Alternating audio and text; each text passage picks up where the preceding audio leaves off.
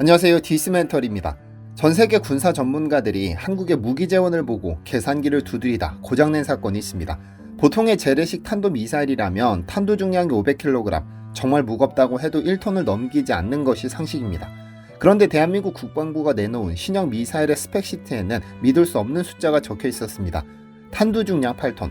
처음에 해외 분석가들은 이것이 0을 하나 잘못 붙인 오타라고 생각했습니다. 하지만 이것은 오타가 아니었습니다. 현존하는 그 어떤 재래식 무기 체계에서도 찾아볼 수 없는 물리학적으로 비상식적인 질량의 등장이었습니다. 이 숫자가 의미하는 바는 명확합니다. 한국은 지금 미사일의 폭약을 채워 터뜨리는 것이 아니라 사실상 인공 운석을 만들어 적의 머리 위에 떨어뜨리겠다는 것입니다. 탄두 중량 8톤, 최대 9톤에 달하는 이 금속 덩어리가 마하 10 이상의 속도로 자유낙하할 때 발생하는 운동에너지는 TNT 수천 톤의 폭발력과 맞먹습니다. 핵물질이 단 1g도 들어가지 않았지만 파괴력만큼은 전술 핵무기와 대등한 수준이죠. 도대체 한국은 왜 효율 좋은 핵무기를 두고 이렇게 무식할 정도로 거대하고 무거운 미사일을 만들어낸 것일까요? 그 답을 찾기 위해서는 대한민국 미사일 개발사에 찍혀있는 40년 전의 굴욕을 먼저 살펴봐야 합니다. 시계를 1970년대로 돌려보겠습니다. 당시 한반도의 안보 상황은 살얼음판이었습니다. 닉슨 독트린으로 주한미군 철수설이 나돌자 당시 박정희 대통령은 자주국방을 기치로 독자적인 미사일 개발을 지시합니다. 백곰 프로젝트였죠. 하지만 한국의 독자 행보는 곧바로 미국의 레이더망에 포착됐습니다. 당시 미국은 한국이 미사일 기술을 바탕으로 핵무장까지 나아갈 것을 극도로 경계했습니다. 동북아시아의 군사적 균형이 깨지는 것을 원치 않았던 미국은 한국 정부에 강력한 브레이크를 걸기 시작했죠. 결국 1979년 대한민국 국방부는 미국 측에 치욕적인 문서 하나를 전달하게 됩니다. 당시 노재현 국방장관이 서명한 이 문서는 훗날 한미 미사일 지침이라는 족쇄가 됐습니다. 내용은 간단하지만 잔인했습니다. 한국의 탄도미사일 사거리는 180km, 탄두 중량은 500kg으로 제한한다. 사거리 180km, 이것은 서울에서 쐈을 때 평양을 간신히 타격할 수 있는 거리입니다.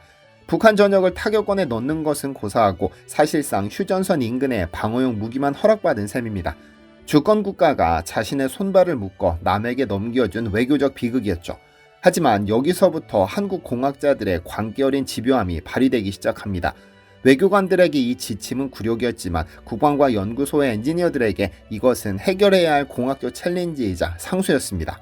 미사일의 성능은 통상적으로 사거리와 탄두 중량의 반비례 관계, 즉 트레이드 오프로 결정됩니다. 연료를 많이 실어 사거리를 늘리면 탄두를 줄여야 하고 반대로 탄두를 무겁게 하면 사거리가 줄어듭니다. 엔지니어들은 이 공식의 허점을 파고들었습니다. 미국이 사거리를 180km로 묶었다면 사거리는 고정값이다. 그렇다면 우리는 나머지 변수인 중량에 모든 것을 건다. 이때부터 한국의 미사일 개발사는 전 세계 어디에서도 볼 수 없는 기형적인 진화를 거치게 됩니다. 다른 나라들이 대륙간 탄도미사일을 만들기 위해 사거리를 늘리고 탄두를 경량화하는 동안 한국은 반대로 사거리를 희생하고 탄두를 무지막지하게 키우는 근육질 괴물을 만들기 시작한 겁니다.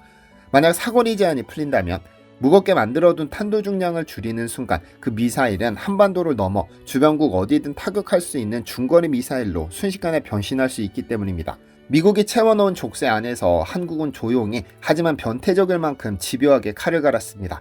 시간은 흘러 2001년, 2012년, 2017년 한국 정부의 끈질긴 협상 끝에 미사일 지침은 조금씩 완화됐습니다. 사거리는 300km, 800km로 늘어났고 마침내 탄두 중량 제한이 완전히 해제됐는데요. 그리고 2021년 5월 한미 미사일 지침이 역사 속으로 완전히 사라지던 그날 40년간 압축되어 왔던 한국의 미사일 기술은 용수철처럼 튀어올랐습니다. 족쇄가 풀리자마자 한국이 세상에 내놓은 것은 기다렸다는 듯이 등장한 괴물 현무4와 현무5였습니다. 이 미사일들의 등장은 단순한 성능 개량이 아닙니다. 40년간 억눌려 왔던 공학적 분노가 물리적 실체로 구현된 것입니다.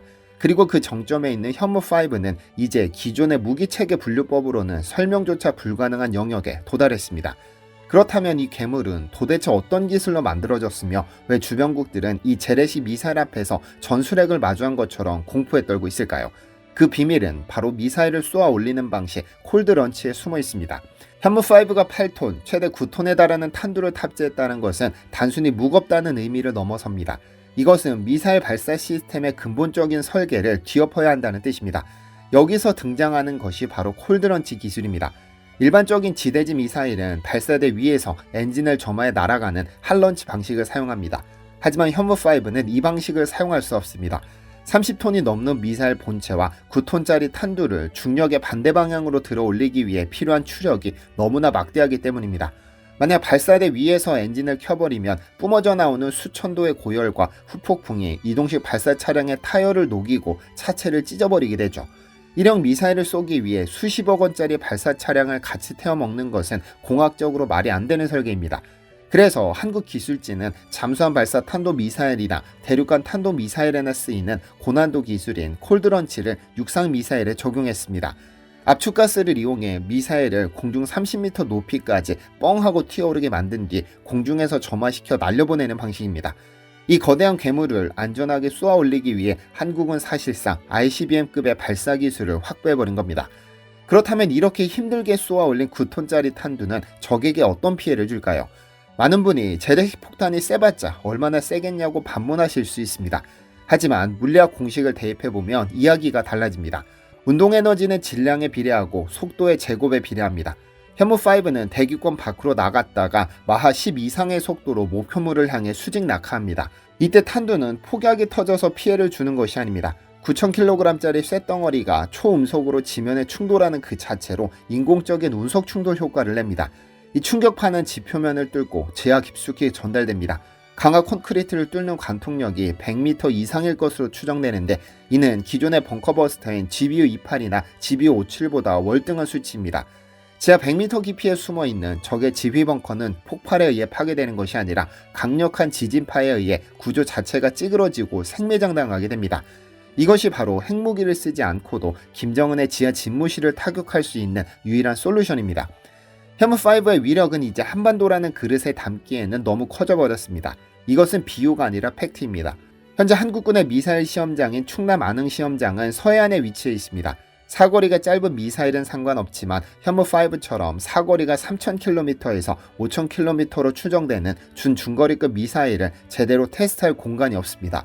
정상각도로 쏘면 중국이나 일본 영공을 침범하기 때문입니다. 그래서 지금까지는 발사각도를 높여 높게 쏘는 고각 발사만 해왔습니다만 최근 국방과학연구소가 미사일 시험을 위해 미국이나 호주의 사격장을 빌리는 방안을 검토하고 있다는 소식이 전해졌습니다. 이는 시사하는 바가 큽니다. 한국이 만든 재래식 미사일이 너무 강력해서 자국 영토 내에서는 도저히 성능 실험을 할 수 없는 지경에 이르렀다는 것을 공식적으로 인정한 셈이기 때문입니다. 미국은 지난 40년간 한국이 핵무기를 갖지 못하도록 철저하게 감시하고 통제했습니다. 하지만 결과는 아이러니하게도 핵보다 더 정밀하고 핵 사용에 정치적 부담은 없으면서 파괴력은 전술핵에 버금가는 괴물의 탄생으로 이어졌습니다. 한국의 공학자들은 사거리를 막으면 중량을 늘렸고 연료를 막으면 엔진 효율을 높였습니다. 하지 말라고 할수록 한국은 제한 조건의 극한값을 찾아내 물리적 한계를 돌파했죠. 이제 현무5의 실천 배치가 눈앞에 다가왔습니다. 이것은 북한뿐만 아니라 잠재적 위협이 되는 주변 강대국들에게 보내는 가장 확실한 시그널입니다. 우리는 핵이 없다. 하지만 당신들의 지도부가 숨을 곳도 없다.